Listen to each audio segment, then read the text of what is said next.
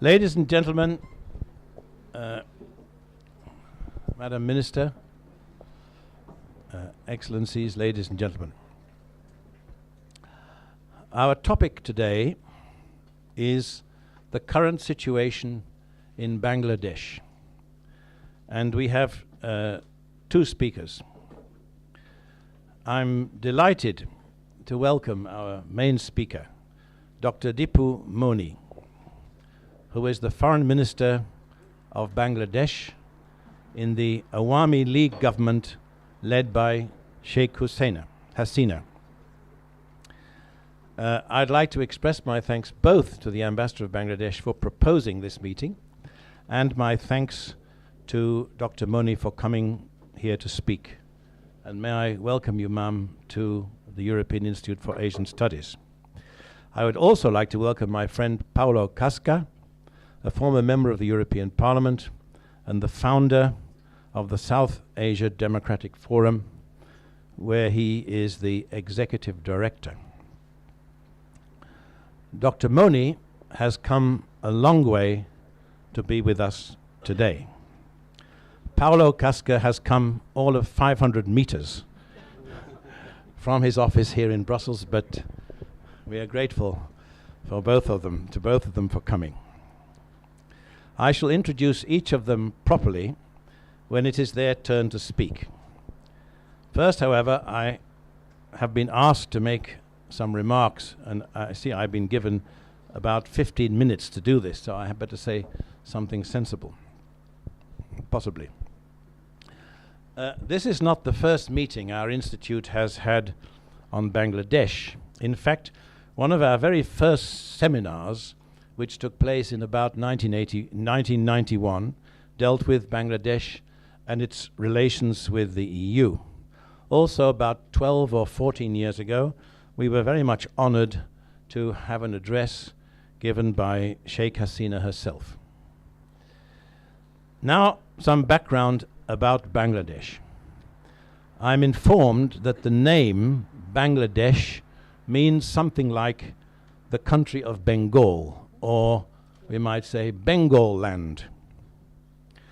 However, Bangladesh comprises only the eastern half of what is the traditional land of Bengal, the western half now being part of India. This division, of course, dates from the partition of British India in 1947.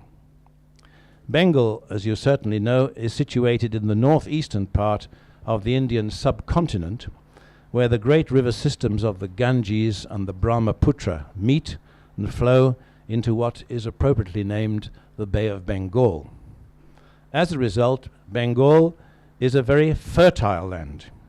It is also the eastern gateway of the great Ganges-Jumna plain, which dominates northern India.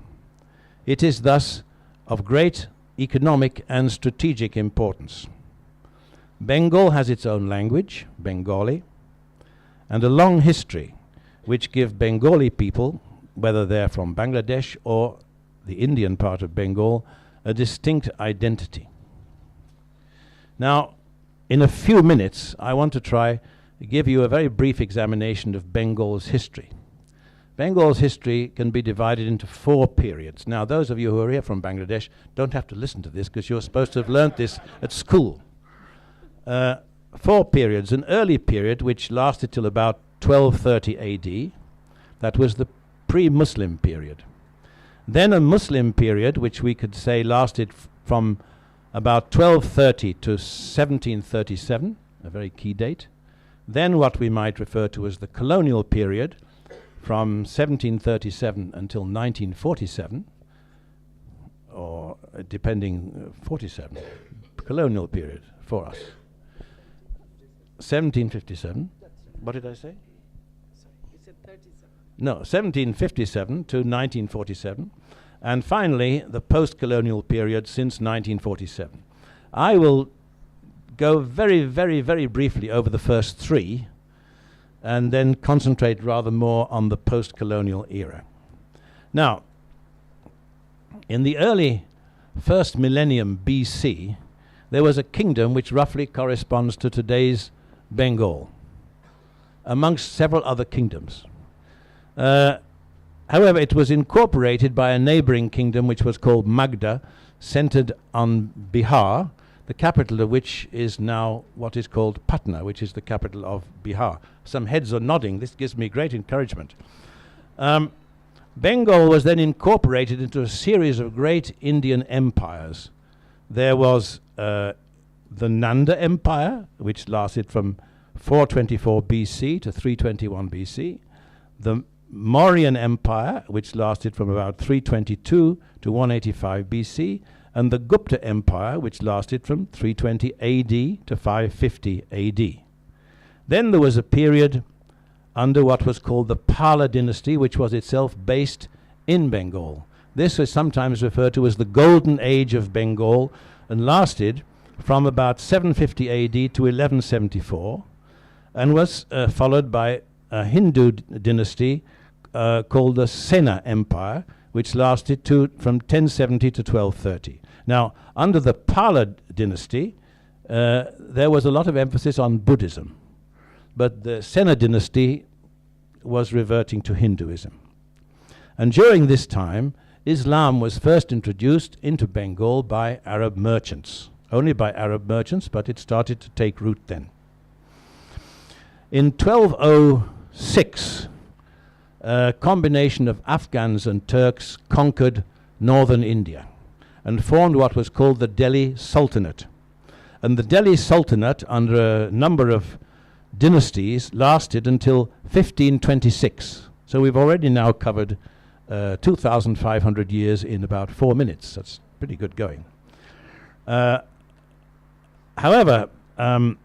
already during this time, from about the 13th century onwards, the Sultanate of Delhi was weakened and an independent Sultanate of Bengal was established. So again, Bengal became an independent entity. The Delhi Sultanate was finally overwhelmed by the Mughal Empire under Babur. And Babur's second successor, Akbar, annexed Bengal in 1526. Between 1574 and 1576. And it is interesting that the following year, in 1577, Emperor Akbar permitted the Portuguese to make a first settlement in Bengal. This was the first settlement of Europeans in Bengal, 1577. Now, Bengal at this time was the richest province of northern India, the richest province. It was noted particularly for its textiles and especially its silks, but many other things, and of course an abundant production of rice. So Bengal was very rich under the Mughals. However, the Mughal Empire declined and was weakened by attacks from the Marathas who come from what is now Maharashtra in western India. And they invaded and ravaged Bengal between 1742 and 1751. It destroyed the economy of Bengal and very much weakened the state.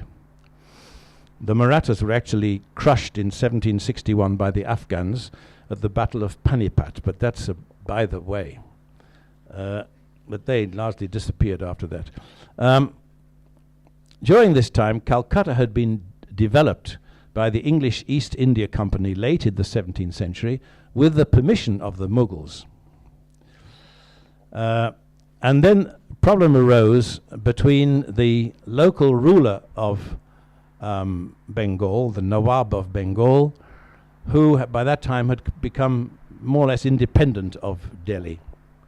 And there was a conflict between the Nawab and the the English East India Company, which led to the famous Battle of Plassey between the East India Company small army under Robert Clive and the Nawab's army, which was defeated. It's very interesting to note that the Mughal emperor actually sent an army, a large army to Plassey, which never took part in the battle. Had they intervened on the side of the Nawab, Robert Clive's army would no doubt have been crushed, but they didn't, and it wasn't. And from 1757, we now move from what I call the Muslim era to the colonial era, because the East India Company then took charge of Bengal, and from Bengal they moved further and further up the Ganges Valley until they reached Delhi and the Punjab and other parts of India. And by 1757, most of India became under the rule of the East India Company, except for a number of princely states which retained some sort of relationship with the British. And in 1757 there came what is known as the Great Indian Mutiny, or, as some people refer to it, the Great War of Independence. As a result of that, the British were victorious after a long struggle, but the East India Company was then relieved of its responsibility for ruling India, and there was direct rule by the British. So we now come on to the third period, which is the colonial period. The British established an effective system of administration and justice. They built railways and bridges, and while Bengal's jute sector grew, textiles in general were undermined by cheap mass-produced cotton textiles from Lancashire in England. Somehow it's the other way around today. Also, insufficient attention was given to the development of agriculture. And as late as 1943, during the war against the Japanese, there was the Great Bengal Famine, in which 3 million people died. Moreover, lack of opportunities for Indians in the administration led to the growing movement for independence. So now we come to the fourth period, the post-colonial period, which came in 1947 with independence, which was accompanied by partition. Almost 1/3 of the population of British India by this time were Muslims. They had converted over the many centuries. The rest were mainly Hindus. Now, Ali Jinnah's Muslim League demanded a separate state for the Muslims, and the result was partition. In the west, the provinces of Sindh, Baluchistan, the northwest frontier province, being almost wholly Muslim, became automatically part of Pakistan. The Punjab was mixed, so the western Punjab went to Pakistan, the eastern Punjab to India. In the east, the same applied to Bengal, which had a high proportion of Muslims, but also there was a large proportion in neighboring Bihar and in Uttar Pradesh. Bengal was thus divided. This land, which had been one undivided land for centuries and centuries and centuries, became divided. The eastern part became East Pakistan with its capital in Dhaka, and the western part became the Indian state of West Bengal. Now, this was not only a political division, it was also, of course, an economic division. When you divide a territory which has been united for centuries and centuries, you cause a total disruption of the economy. And the eastern part of Bengal was cut off in particular from the great commercial center of Calcutta. So now we come on to the final part, and I've only got 3 or 4 minutes left. Although East Pakistan had a much smaller area than West Pakistan, it had a slight majority of the overall population of Pakistan. However, Pakistan became led, if you like, by a military landowning elite from West Pakistan, and largely from the Punjab. The language of the old Mughal army, Urdu, was adopted as the sole language of Pakistan, which very much upset the people, the Bengali-speaking people of East Pakistan. This was really the beginning of the rupture. The Awami League was founded in Dhaka in 1949, the minister's father being a founder member of the party. It opposed the Muslim League. In the 1960s, under Sheikh Mujibur Rahman, the Awami League campaigned for autonomy, genuine autonomy for East Pakistan. Pakistan was by this time under military rule. It had 2 succeeding military rulers, General Ayub Khan from 1958 to 1969, succeeded by General Yahya Khan from 1969 to 1971. And Mujib was imprisoned between 1966 and 1969. In 1970 came the first parliamentary elections in Pakistan, where the Awami League won an overall majority. but was not allowed to form a government. Now, this led to great troubles in East Pakistan, and the Pakistani army was sent in to the eastern part. This led to the East Pakistan's War of Independence, where India joined in on the side of the Bengali rebels. And it led to the creation of Bangladesh. And Mujib became the first prime minister of independent Bangladesh in 1972. And in 1973, the Awami League won the first general election. There was, however, serious famine problems in 1973 to 1974. In 1975, there was a military coup against Mujib, and Mujib and most of his family were assassinated. There were further coups, and then in 1977, General Zia Rahman became president and founded the Bangladesh Nationalist Party, the BNP. But in 1981, he was assassinated. The same year, Sheikh Hasina, who was one of the few members of Mujib's family not to be assassinated at that time, she's the eldest daughter, returned to Bangladesh and became the leader of the Awami Party. In 1982, there was another military coup, and General Ershad seized power, ruling until December 1990. There was an election held in 1986, which was boycotted by the BNP. In 1991 only, parliamentary democracy was restored, and Zia's widow, Khaleda Zia, led the BNP to victory. In the elections in 1996, however, the Awami League won, and Sheikh Hasina became prime minister for the first time. In 2001, the BNP won, and Khaleda Zia came back into power. In 2006, there was a political crisis, and rather than a military takeover, there was a caretaker government. And in December 2008, another general election could be held, and the Awami League won a landslide victory. And Sheikh Hasina again became prime minister and is still prime minister today. That, in a very short few minutes, is a very brief historical introduction to Bangladesh.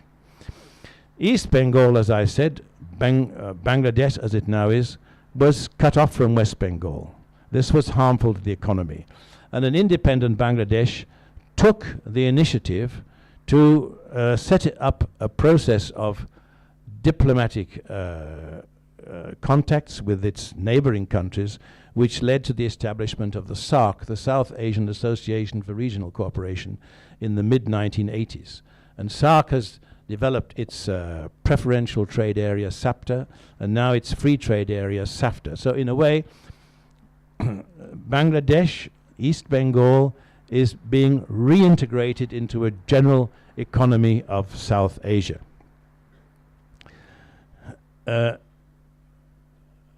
Of course, there have been serious problems of poverty in Bangladesh, and in some ways this has been alleviated. If you look at the GDP per capita figures, which is about now just under $2,000, this is twice what it was in 1975, so there's been considerable economic growth. The problem is you have 161 million people, the 8th largest population in the world, living in an area of only 147,000 square kilometers, and very, very susceptible to flooding, bad storms, and climate change, of course.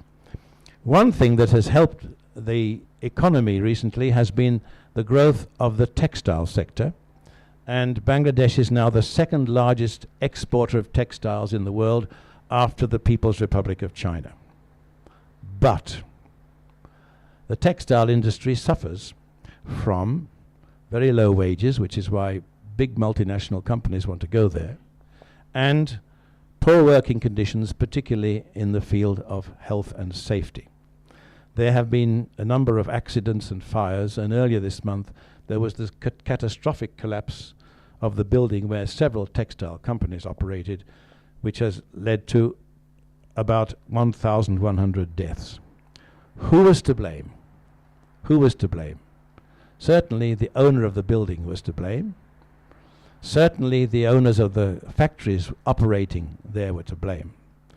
But one also has to consider the role of the Bangladeshi authorities in this, and also the role of the international companies, multinational companies, European and American companies, who have their textile, their garments made in such factories, and who did not pay attention to the safety conditions in those factories. Now, there is a gleam of hope, and more than a gleam of hope, because an agreement has been reached in which the International Labour Organization has played a very important role, and which a large number of companies have signed.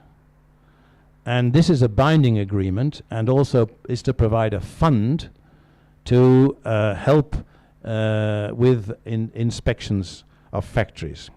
There are, however, a number of companies who have not signed up to this agreement, and two very important ones are from the United States, Walmart and Gap, which doesn't really surprise too many people. So that is basically what I wanted to say by way of introduction. And now I want to pass the floor to my friend Paulo Casca. Before I do so, I would just like to say that he was for 10 years a member of the European Parliament. He is from Portugal. He was a member of Parliament for the Socialist Group, and when he left the Parliament in 2009, he quickly moved to set up this South Asia Democratic Forum, which we welcome very, very much. Fortunately, as I say, he only works a few hundred meters from here, so it is very easy to cooperate with him, which we have been doing and will continue to do. Paulo, I pass the floor to you. Thank you very much. Ladies and gentlemen, Excellencies, my first words are for congratulating the European Institute for Asian Studies for the opportunity of this initiative, and most in particular, my good friend, Dick Gapwell. I am deeply honored to have been given the opportunity to be side by side with one of the best representatives of a new South Asia. And for this time, actually, I did come from Portugal, and I will return from Portugal. But I would return, and I would come from the end of the world, if necessary, to profit of this magnificent occasion.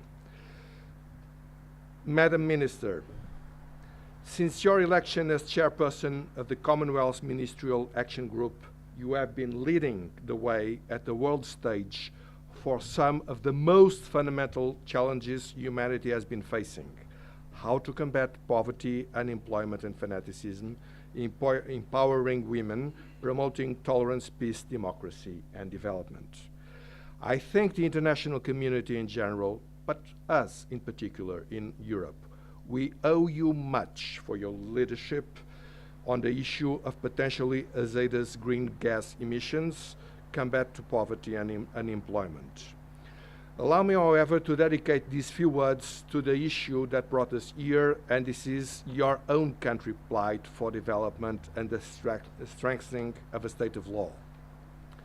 The country your parents liberated just over 4 decades ago was in ancient times one of the cradles of human civilization, in many ways comparable with the Middle East Fertile Crescent, a region Europeans tend to think mistakenly, but less mistakenly, perhaps they do not think that much after Dick Gapwell's brilliant intervention in the beginning, as a unique source of world ancient civilization. The region that became Bangladesh was indeed one of the most remarkable economic and cultural centers of the world up to modern age, an age that, however, was not very kind to your country. A succession of unfortunate political developments set the road for a deep relative decay, cruel colonization, and loss of importance of what came into being Bangladesh less than half a century ago. Hardly any other country can claim to have suffered so much for achieving its national liberation. Bangladesh national building was confronted with the biggest genocide committed after the end of the Second World War. saw its founding father assassinated soon after with the imposition of military dictatorship, the local accomplices and perpetrators of the genocide escaping any persecution and thriving in the recently born country. Bangladesh was born with an obsolete and dependent economic structure, with some of the world's worst indicators of prosperity and human development, and with high vulnerability to natural disasters that devastated the country as it was being born. Victim of the Cold War realpolitik logic, inheriting economic insufficiencies, importing ideologies that brought fanaticism and terrorism as well as military coups, your country had unfortunately little time to enjoy civil democratic governance. Still, vast as it is, the dimension of the challenges ahead and the way to do with human development goals, it is a fact. You have been already come a long way since you gained your independence, and I think no reasonable objective observer will fail to agree that Bangladesh is already able to prove wrong the predictions of the basket case scenario. In our globalized economy, Bangladesh is coming up the ladder of economic development in the harshest of the ways, specializing in industrial activities where competitiveness depends crucially on the salary and care of industrial workers. The recent tragedy of Rana Plaza was a shocking reminder of where an unregulated labor world can drive us. In the name of the South Asian Democratic Forum, allow me, Madam Minister, to address our most felt condolences to the relatives and acquaintances of the victims. Out of the tragedy, we are finally seeing most of the main actors to come to terms with their responsibilities. I would like in this circumstance to highlight the role of Christy Hoffman, Deputy General Secretary of the UNI Global Union, for her remarkable plight and achievements forcing a considerable number of garment outlets to agree to open a system of security control. Trade unions, most in particular in mass industrial activities, are fundamental tools not only to defend the legitimate rights and aspirations of workers, but as well to defend basic human values and rights.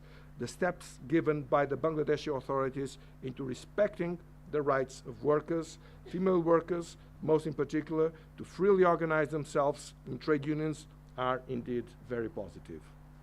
The present crisis, however, opened a very important and promising step into the way our world is governed.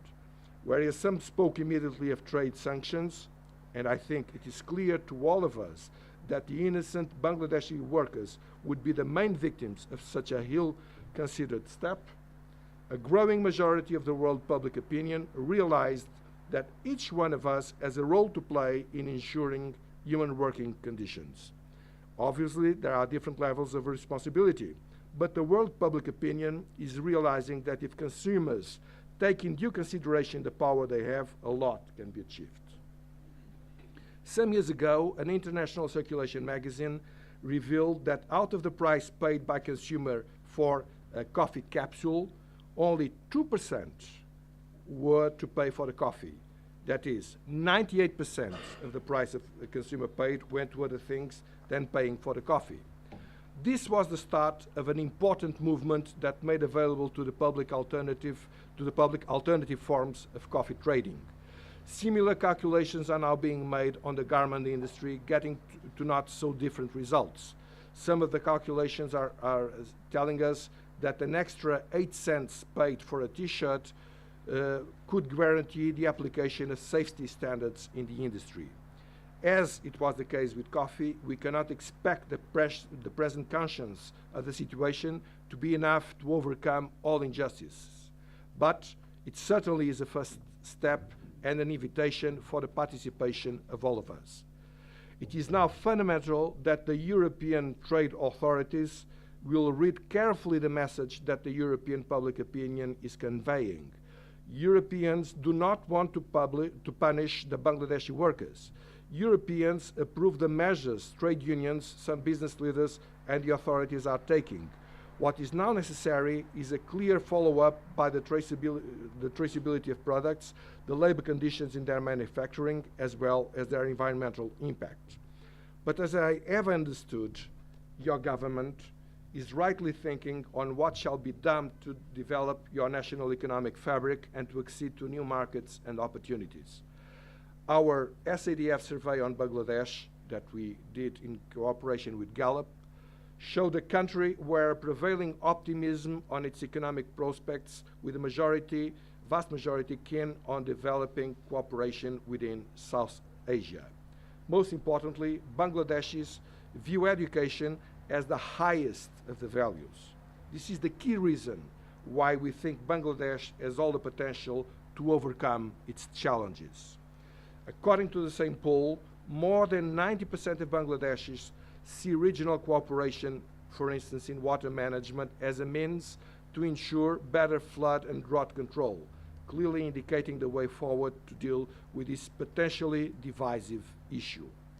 In this context, together with the Konrad Adenauer Stiftung, SADF is preparing a conference on water cooperation in South Asia for next September, where we intend to bring policymakers and experts from both South Asia and Europe to discuss ways and venues to improve management cooperation in water issues. The most important condition for a successful and sustainable economic development is, however, the respect of and the functioning of a state of law. And here, the major problem faced by the country was its inability to try the perpetrators of the genocide of '71. The present Bangladeshi authorities resumed in 2010 the trial proceedings on the crimes against humanity committed in '71.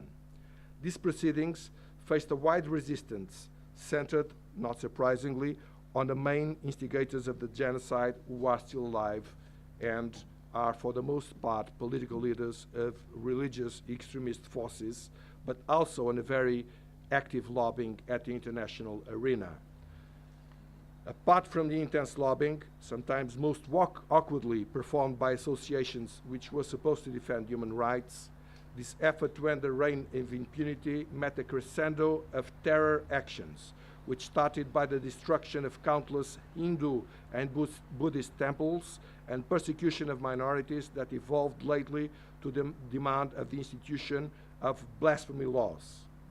This has been translated into an escalation of violence that, as we just learned, did not spare your own residence in Dhaka, Madam Minister, which was attacked while you were coming to visit us here in Brussels. We, at the South Asia Democratic Forum, we think Europe should have exactly the same policy towards genocide, the mass killing and brutalizing of people, regardless of the ethnicity, religious beliefs, or other motivations of the genocide perpetrators or of the victims. The life and integrity of the women victims of mass rape in Bangladesh are no different from those of the Western Balkans or Eastern Congo, as the life of the human being has the same dignity everywhere in this world. The widespread violence put in motion today by the genocide perpetrators of yesterday is a worthy reminder of the results of the logic of impunity. It can only assure the reproduction of the existing state of affairs. On the 17th of January, SADF organized a conference in the French Senate in Paris under the sponsorship of Senator Marie-Noëlle Lienemann to promote an event on the forgotten genocide. Given the public interest and the importance of the subject, we decided to promote, in cooperation with University of Heidelberg and other associations campaigning for justice and human rights, to organize another conference on the subject, which will be held this summer. We intend to bring the most prestigious and credible international experts on genocide to give their opinion on the issue, to promote comparative studies with other genocide cases, and to help bring the public to the public knowledge the truth on this crime against humanity. Dear ladies and gentlemen, I would like to end these introductory remarks in a different tone. In 2013, we are celebrating the first century on the attribution of the Nobel Prize in Literature to Rabindranath Tagore, the first Nobel Prize attributed to a non-European writer, poet, and philosopher. It is essential to celebrate the first century of Tagore Nobel Prize in Europe as a way to remind us of the richness of the civilizational heritage of the Southern Asian Fertile Crescent. On the occasion of the celebration of the 150th anniversary of Tagore Bus, jointly organized last year in Dhaka by Bangladeshi and Indian authorities, one of the promoters summarized the event by saying, "Tagore dreamt of a world without conflict." Individualism and humanity are recurring subjects in his writings. We should keep in mind that besides being a true patriot, Tagore was also a global personality. He is a major inspiration for the people of Bengal. And let me just add, as we are celebrating the 100 years anniversary of the European discovery of Tagore, we shall have him as well as the major inspiration for all of us, Europeans and South Asians, on the values of freedom, peace, diversity, and equal sharing of prosperity. Thank you, Madam.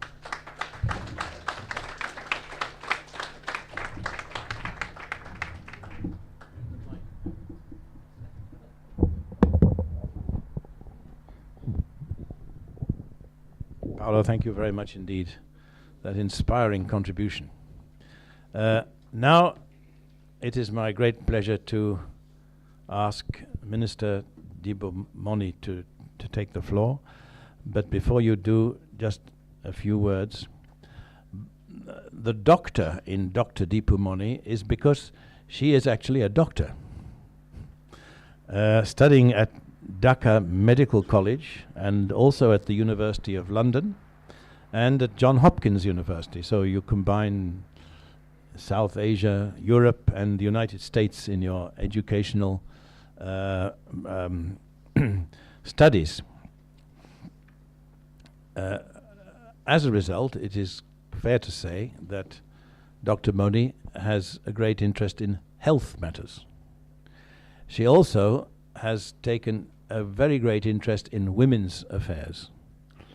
But not only that, she, like Tagore, has a world view. She has always been interested in international relations, and so because of that she was a natural choice to be appointed as foreign minister. Now, we're running a bit late, only 5 minutes or so, but I won't go any further than that. So I would invite you, Minister, please, to take the floor. Do you want to speak from the lectern? Thank Yes, you, okay. Mr. Dick Gupwell, for that very kind introduction. Director of South Asian Democratic Forum, Paolo Casca, for being so good, so generous, and so kind. And I must say, also so correct about Bangladesh, about my country, about my people. Thank you so much. Distinguished audience, good afternoon to you all. I'm very pleased to be in your midst, particularly because the Institute offers an acknowledged track record on shaping European views on Asia, indeed including South Asia. As you might know, I'm in Brussels to meet the EU leadership and the Parliament to apprise them on the current situation in Bangladesh. I then thought of an interface with you as an added opportunity to share my thoughts and reflections on the challenges faced by and the opportunities before Bangladesh. In sharing with you a portrayal of the present-day Bangladesh, let me start with politics and society and then turn to economy. Frankly, unlike a foreign minister, you won't find me falling short in addressing the key issues dominating the European public space these days concerning Bangladesh. Let me first turn to politics in Bangladesh. Through a free and fair general election at the end of 2008, Bangladesh Awami League took office with a near 3/4 approval of the electorate. In Bangladesh's electoral history, indeed democratic governance, such an approval was unprecedented. This was an expressed aspiration of the people for change. Going 4.5 years back, people, particularly the youth, supported us in taking a firm stance on ending a culture of impunity by conducting decades-old trial of war crimes. There were a number of other electoral pledges in our manifesto, but this particular pledge stood unique.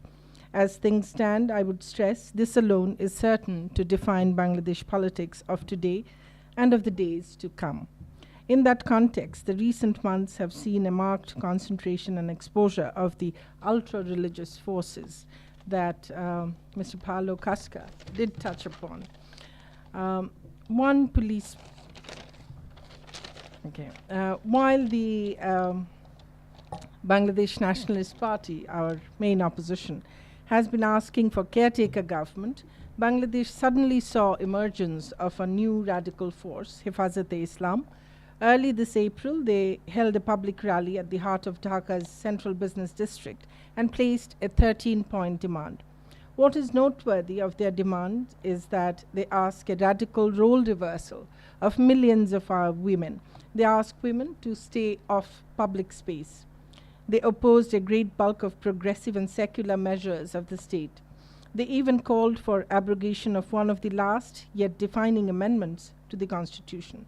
Their demands and public statements challenged plurality and secularism that the Constitution upholds.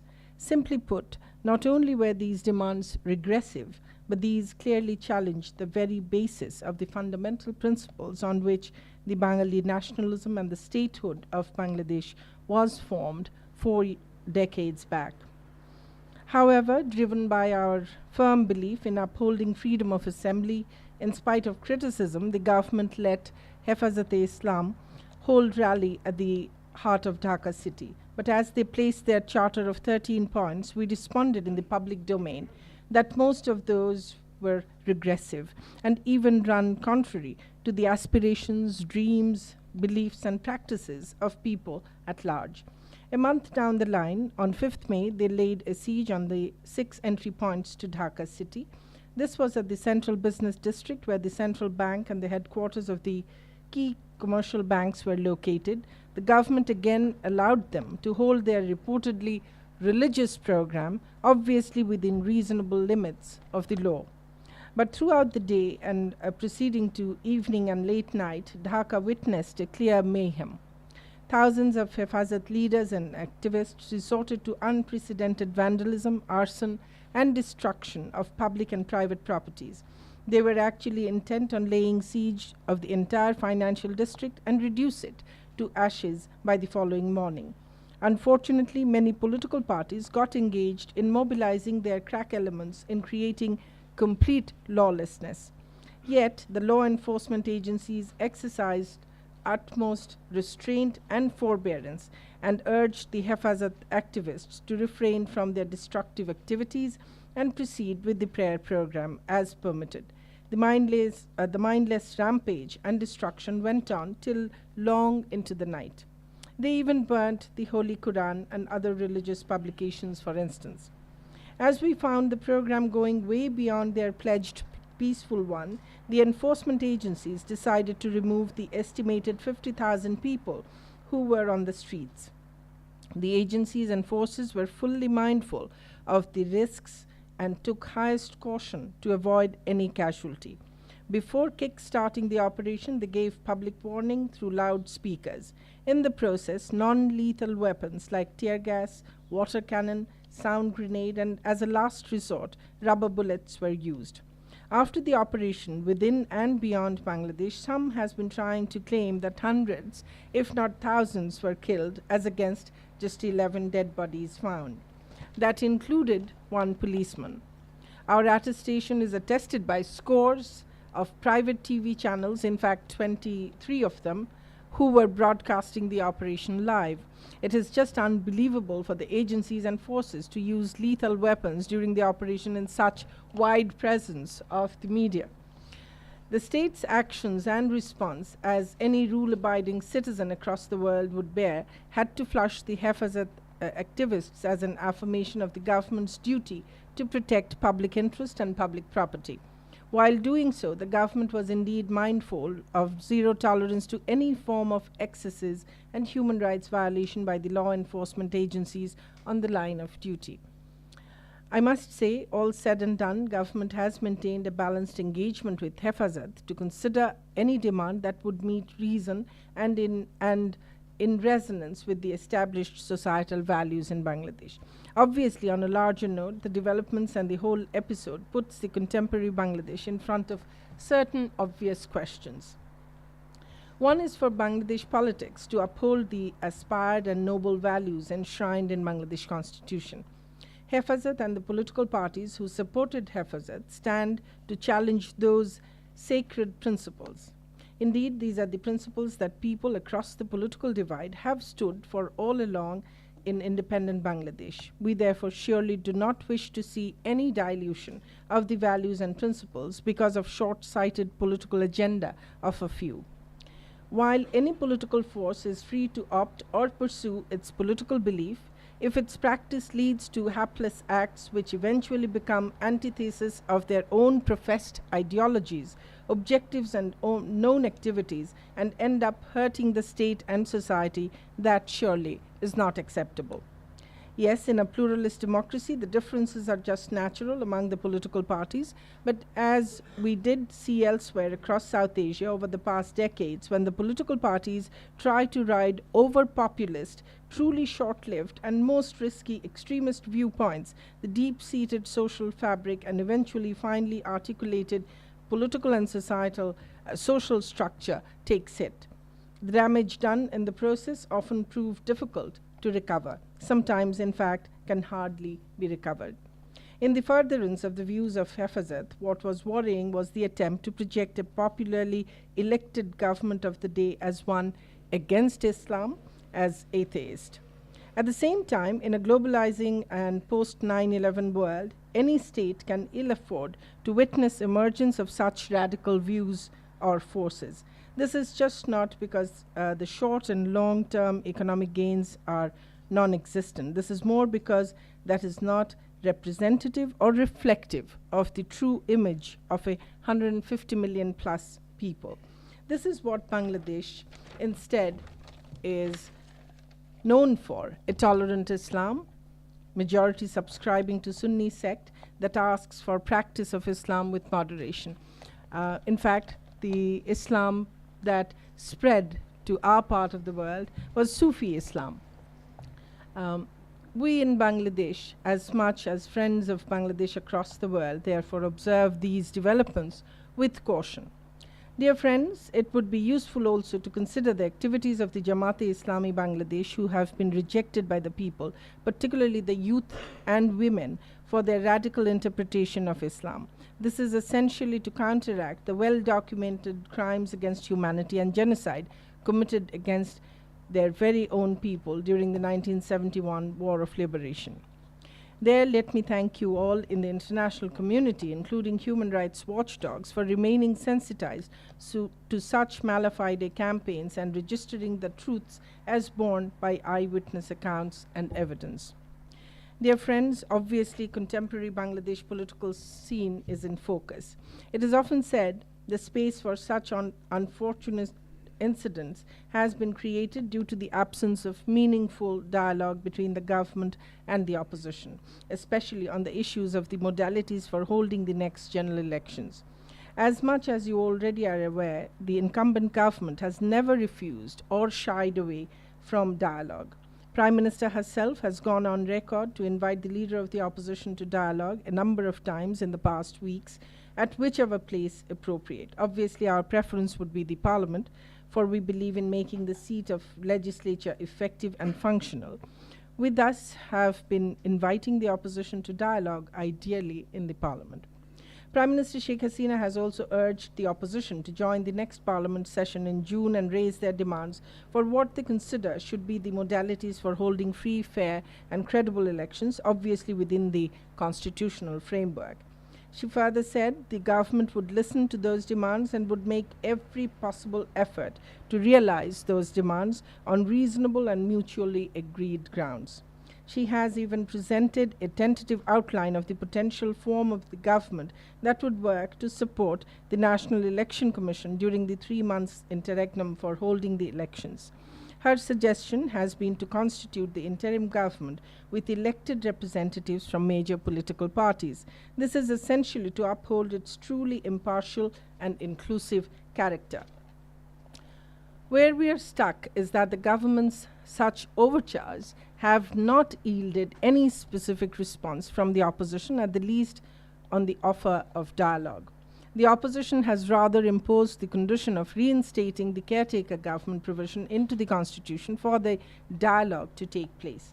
Their response has so far been through a series of strikes, making a severe blow to Bangladesh GDP and millions of hard-working poor men and women.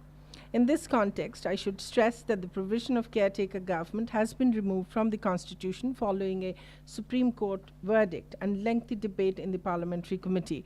There is just no way to dispute that such judicial decisions from the highest court are inviolable and irreversible in nature. These must be complied with. Looking at the conduct of the opposition, it would be fair to say that this takes us to square one, to a situation where sheer political expedience and intransigence tends to prevail over the progress, well-being, and democratic rights of our people. The government of the day remains steadfast on dialogue and engagement. We have made it clear that there is no alternative to dialogue, and the sooner the opposition engages in dialogue, the better it would be for the nation to get it out of the spiral of violence and prevailing uncertainty. While I say this, we are cognizant of growing interest of the international community in seeing a secure and stable Bangladesh. Our friends in Europe have particularly telling us in having the next general elections held in an inclusive, non-violent manner. Please be assured that as the oldest political party of the country, with an impeccable legacy and sacrifice for democracy, our party is particularly mindful of that. In 2009, we assumed office through an internationally acclaimed elections. It would be a cliche if I say we assure you of holding a free, fair, credible election. Still, I would assure Europe and the international community most unequivocally that as a responsible government, we do not want to see the recurrent mindless violence that causes enormous sufferings to our people has a pernicious effect on our economy. We further affirmed the same to the UN Secretary General's Special Envoy, Assistant Secretary General for Political Affairs, Oscar Fernandez Taranco, early this month in Dhaka. Secretary General Ban Ki-moon, in turn, appreciated the Prime Minister's commitment to holding the elections in a congenial atmosphere with participation of all parties, and her offer of dialogue to the opposition to end the current political stalemate and violence. Our stance on any change in government by any unelected form goes even beyond Bangladesh. We also believe in the same for entire South Asia, which is why we mooted and got all the SAARC countries agree to a unique SAARC Charter for Democracy in 2010. And this is what also drives our well-known pronouncements in other forums, be that the United Nations or the Commonwealth. Linchpin of our electoral process is the National Election Commission. Over the past years, we have already taken a series of measures to further enhance independence, effectiveness, and credibility of this commission. The Election Commission has held over 5,500 elections at different tiers of the government during the past 4 years without a single incident of controversy or mismanagement. We are confident it would be able to deliver free, fair, and credible elections with the support of an interim government comprising elected representatives. As is the case in any other developing country, it is high time for the sound health and sustainability of democratic practice and culture in Bangladesh that we take the next critical step towards holding national elections under a political dispensation managed by elected people. We believe, having elections under caretaker regime for past few times, we now are in a position to hold elections independently and freely, as is the norm in other established parliamentary democracies around the world. In that context, we would be open to support from our friends in the international community towards ensuring the credibility of the entire election process. As in the earlier elections, particularly in 2008, we would be ready to welcome international and independent observers to observe our elections. We would suggest that the observers should be on the ground not just during the elections, but also in the run-up to the elections and even following the elections. In our experience, observance of the electoral system along the entire spread would secure the confidence of our friends. Dear friends, late last month, I was in Geneva for a universal periodic review of the human rights situation in Bangladesh at the Human Rights Council. It was a most humbling experience as the world praised and recognized the all-encompassing progress we are making in human development, social sector, and human rights in spite of so many constraints and limitations. There was another reason. The Council also acknowledged profusely the work underway in the International Crimes Tribunal Bangladesh and the verdicts it has announced thus far. I say this because some segments in Europe has been raising questions, casting doubts about the process and quality of the trial and the verdicts. Let me tell you that the tribunal has recently announced its verdict against a fourth convict who has been found guilty of offenses of crimes against humanity. We remain confident the tribunal would be able to proceed with the trials in an exemplary manner and deliver the long-awaited justice to the victims of crimes against humanity and protracted impunity. And there, as stated so many times, we remain open to constructive suggestions from our friends the world over in a spirit of ensuring due process and fair trial in keeping with best practices. I would only add that the ongoing trials and the work of the tribunal constitute a defining work for the state of Bangladesh and our entire nation. As I said, our people, particularly the youth, who are almost half of the population, have been most vocal on this. They do so to bring an end to a culture of impunity. And as the process is completed, this would not only establish us as an orderly and self-respecting nation, but also set us on course for a rule-based society and economy. Dear friends, as I come to Europe, I come with a heavy heart. A little over a month back, we met one of the most tragic incidents in our economic journey, where we lost over 1,100 precious lives. The tragic incident of building collapse, the earlier incidents of factory fire, and a host of related issues have shaken all of us in Bangladesh. This was most evident in the first few hours of a most spontaneous rescue by barefoot, ordinary individuals who rushed to the risky debris merely with their passion as possession. Many of them did not bother even to risk their own lives. The tragedy unified a nation like in 1971. But then, as resilient as Bangladesh remains known of, the nation also drew strength from an epic story of survival of a young worker, Reshma, after 17 days of the collapse. Cutting across all walks of life over the past 5 weeks since the tragedy, the nation and the state apparatus have resolved to bring critical changes.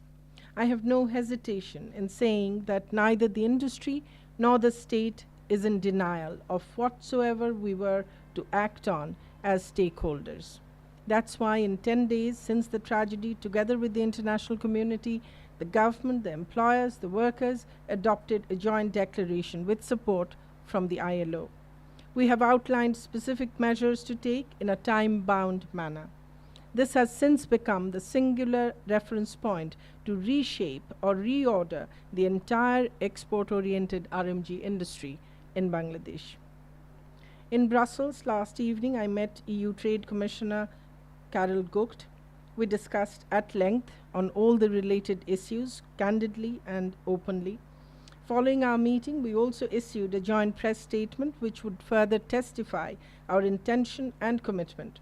Also, tomorrow morning, I would be meeting with and speaking to the Foreign Relations Committee at the European Parliament on the contemporary situation in Bangladesh. Given the MEP's interest, I would obviously focus on the RMG industry. Still, let me tell you this much, that the Bangladesh RMG story is just not a matter of us exporting garments products to Europe and earning foreign exchange. This is an industry that liberated 4 million of our women who are at the bottom of development pyramid. It is much deeper, as the EU Parliament resolution recognized last week. EU not only remains a market for us, we have much deeper connections with Europe and each of the countries individually in so many other ways. It is a deeper and varied relationship.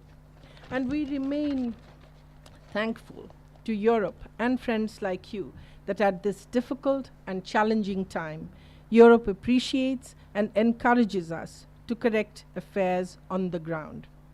That has most wonderfully been manifest by the adoption of the Accord of the European Brands this month in Geneva. We are also looking forward to a major meeting this summer, as Carol Gucht mentioned yesterday. On our part, as I said, we in the government pledge to do our fullest, involving all stakeholders. And there, with the expected passage of the amendments to the Bangladesh labor law in Bangladesh Parliament next month, we would be able to make a major leap forward.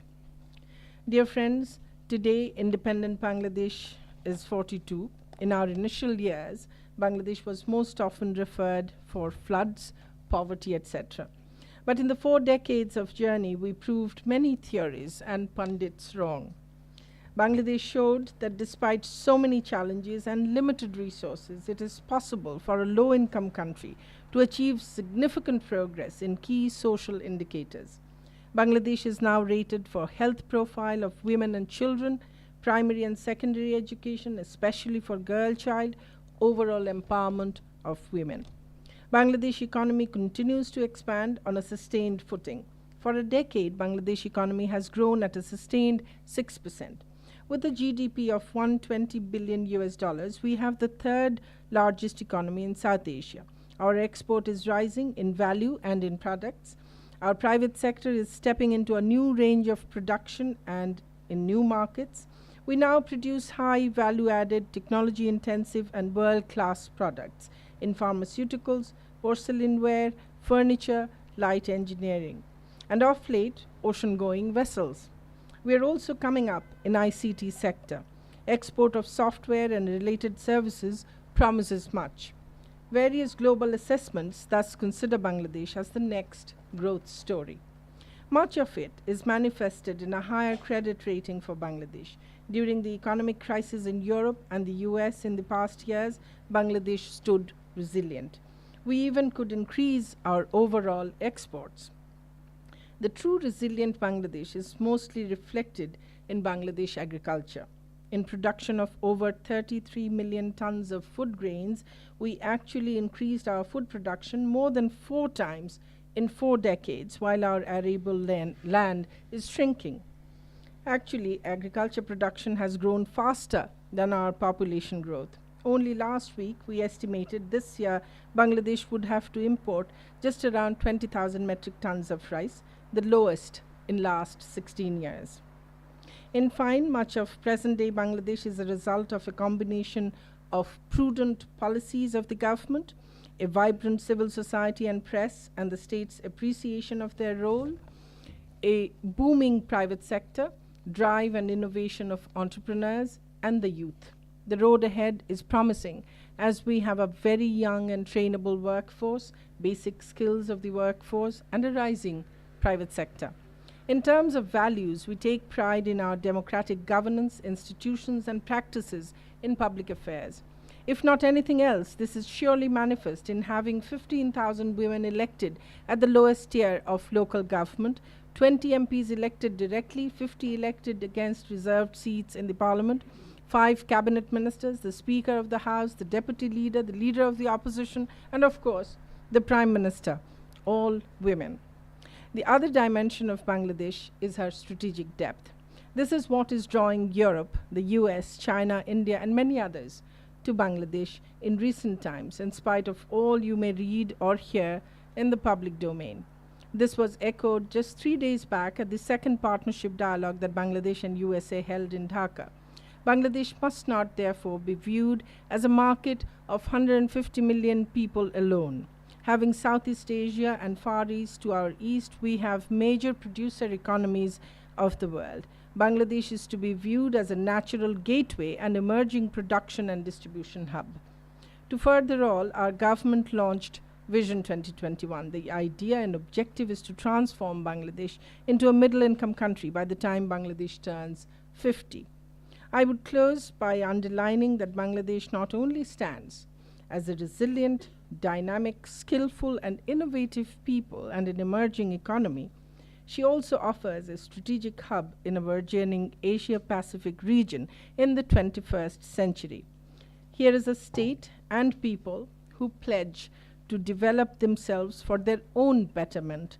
Here is also a state with a commitment to contribute to the global stage with values, ethos, ideas, initiatives. This is the Bangladesh of the present and of the future to emerge. I thank you all for your kind attention.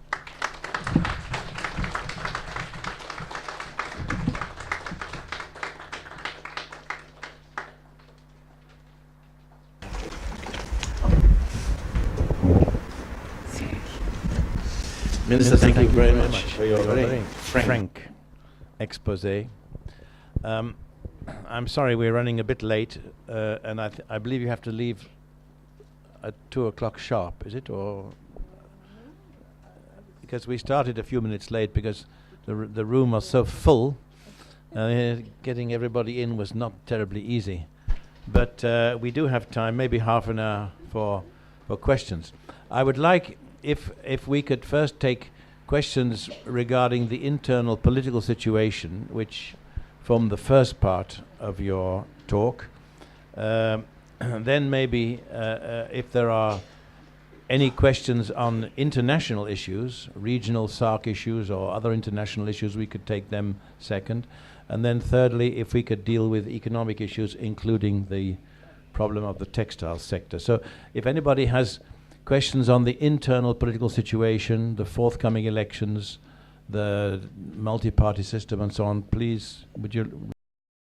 With Karel de Gucht, reference is made to the fact that the EBA, the Everything But Arms understanding, will remain. Are you now confident that sanctions or punitive restrictions that were at one time envisaged by the European Union, that is no longer on the horizon, and that you will be working together to try and improve labor conditions, workers' rights, etc.? Thank you. Thank you, Shada. And the next question was over here. If you could like to identify yourself. Oh, there are two questions here. Yes, two questions. First, the lady at the back.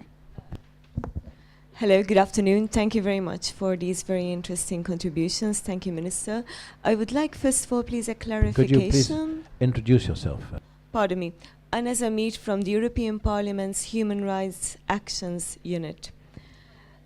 Just recalling your speech, I would like, if you please, a clarification on what your government is proposing to do from here to the oncoming elections. As you know, the European Union is interested in observing elections in Bangladesh. Secondly, more closely related to my work, our unit is competent for the Sakharov Prize.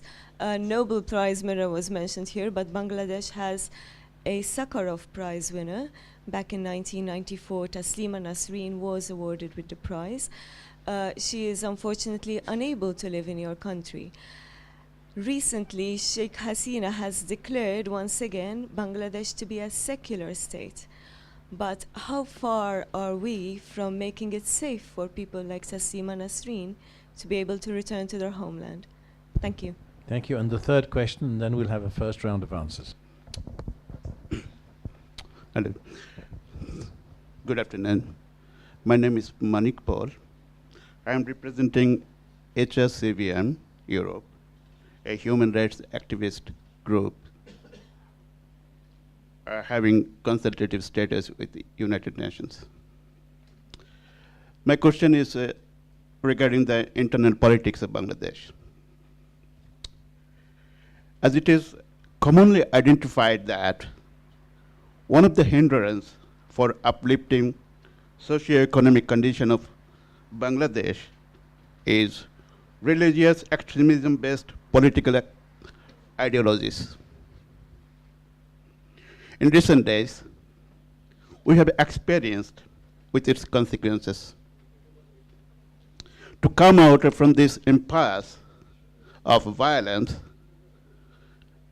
general citizens of Bangladesh feel it is urgently needed to ban all political parties.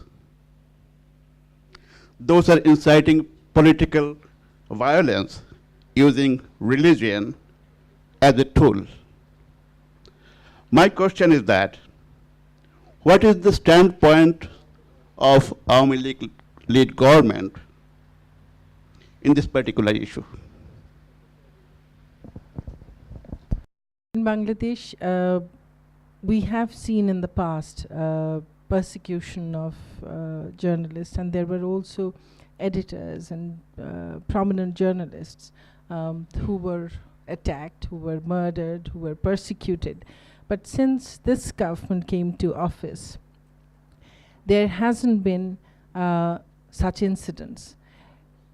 One incident that is now quite often cited is the case of one Mr. Mahmudur Rahman of a Bengali daily. He's the acting editor. His case is it's been raised in many fora. His newspaper has been spreading hatred and inciting violence. In the recent past, apart from violations of all the rules and regulations related to publication of newspapers, what his newspaper has also done is that during the mass protests against one of the verdicts during the youth movement, which is called the Shahbag movement, one blogger, one of the main organizers of that youth movement, which is a completely non-violent one, and a huge youth movement which spread all over the country. One of the bloggers was killed, and after his death, some text was posted on his blog, which had elements that could incite violence, and it was very objectionable text. That text was published by this newspaper, while very few people, maybe a handful people, had seen that post, and it was put there after the death of that blogger, so obviously put by somebody who wanted to malign that, not just that blogger, but also this whole movement. Then publication of that text in a newspaper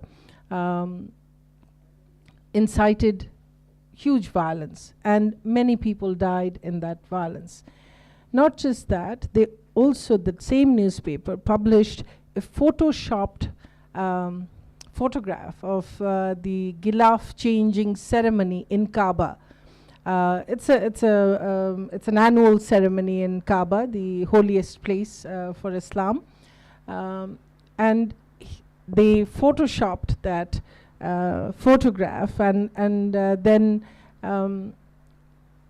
gave a caption saying that all the khatibs of Kaaba, they were forming a human chain and protesting the conviction of one of the war criminals, alleged war criminals. So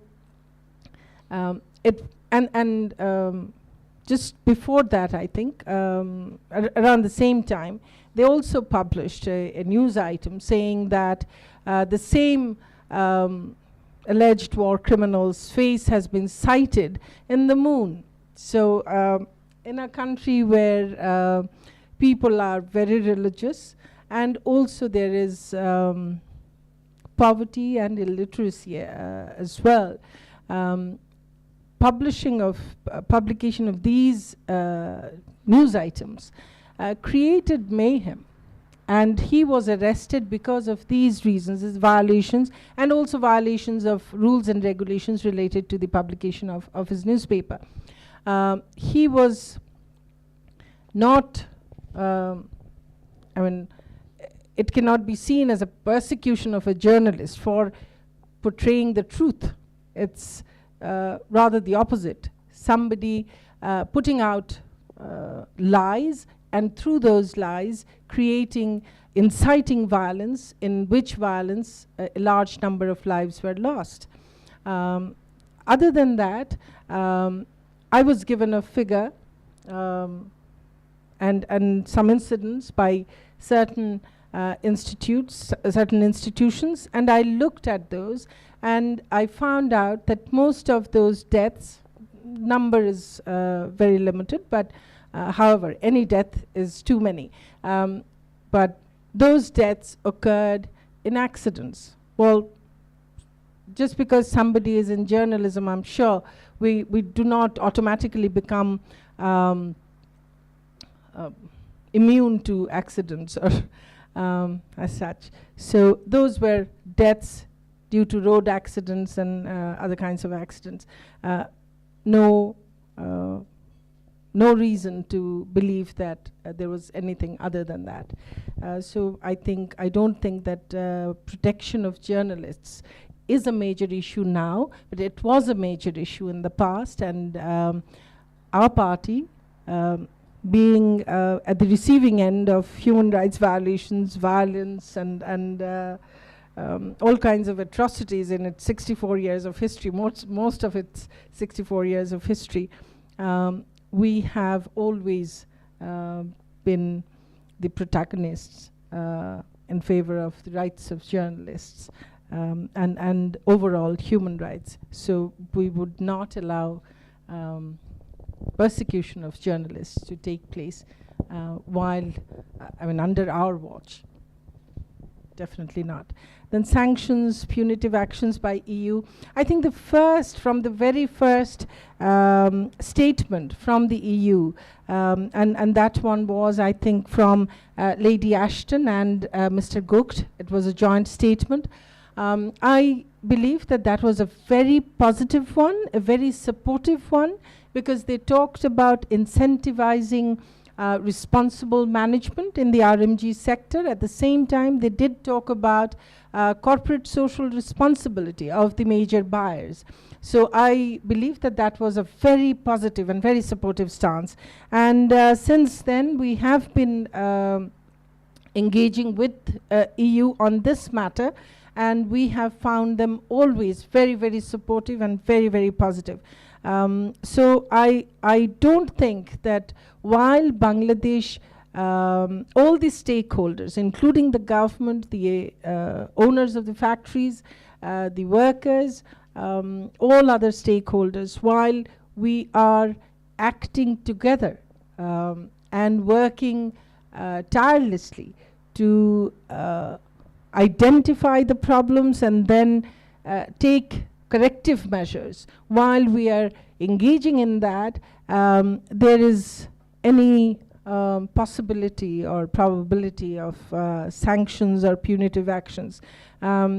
Yes, if we don't do it, if we hadn't done it, if there were no sincerity in our actions, if there were no actions, if we were in denial or anything, I'm sure EU, as very responsible institution, it would have to take actions. But while we are engaging with them and we are doing what needs to be done, it's rather than any punitive or any kind of sanctions being imposed on us, it's a partnership that we are working on. There should not be any worries as long as we are engaging in that, and we have results to show.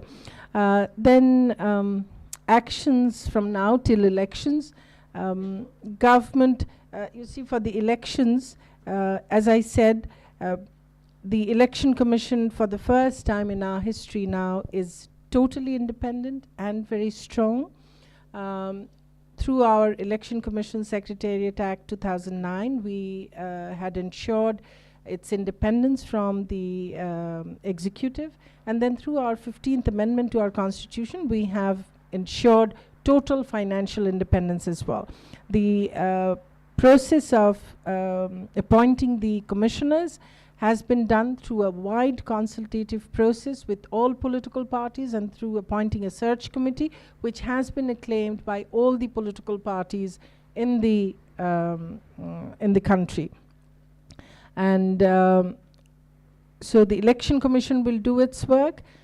The government, the interim government during the election period, will do its routine work and will assist in every way possible, and whatever is asked by the Election Commission, the interim government will do its work during that period in support of in assistance of the Election Commission to hold free, fair and credible elections. We are trying our best to reach out and do dialogue and come up with solutions. As I said in my statement, that there is resistance from the opposite side, but we will go on trying our best. Apart from that, until the elections, the government will continue its work until the election schedule is declared. Government will go on carrying on the good work that it has been doing in the past 4 years, at the same time looking at the ensuring safety and security of people and public properties and people's properties, life and properties. We will, as a responsible people's government, we will do everything in our capacity so that the democracy does not suffer in any way. I can assure you that. About Taslima Nasreen, there was nothing against her from the state ever. There was a problem with some extremist political parties, and I think that still continues, but from the state there is nothing against her, and she can go back at her own free will. But as I said, these extremist elements, these political parties are still there.